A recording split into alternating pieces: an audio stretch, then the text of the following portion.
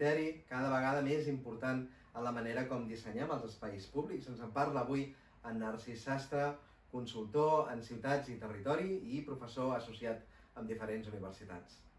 Durant les setmanes de confinament vam ser testimonis directes de com l'aturada de l'activitat humana a les ciutats alterava el que en diem normalitat. Ni gent pels carrers, ni terrasses obertes, ni trànsit circulant. Això va canviar de manera efímera la percepció del paisatge urbà, fins a un punt que algú va dir que només se sentien els ocells.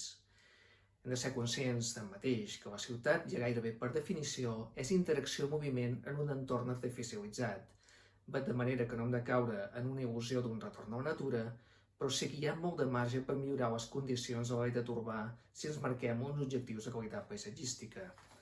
L'arquitecte Kevin Lynch, en el seu llibre La imatge de la ciutat, deia que entre els múltiples papers del paisatge urbà hi havia el de recordar-se i el de causar delit.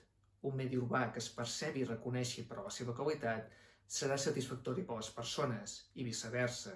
Aquells paisatges que generen confusió, soroll o incoherència generant rebuig i aversió. Arran de la present crisi del Covid-19, moltes ciutats estan assajant actuacions de millora de l'espai públic. Si bé la dimensió funcional és predominant, la incorporació de la dimensió paisatgística sovint hi és implícita. Per exemple, limitar l'ocupació de cotxes de carrers i places redueix ja d'entrada la intrusió visual, repercutint en una millora ambiental molt més àmplia a més llarg termini.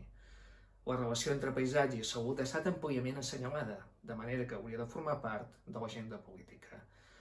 En darrera instància, es tracta de treballar a diferents escales per aconseguir uns espais públics amb bona qualitat ambiental, al màxim d'atractius i que incentivin les activitats socials i també l'economia urbana. Hi ha ara mateix una oportunitat per reimaginar i recuperar els carrers des d'una perspectiva humanista, en la qual el paisatge hi té un paper central.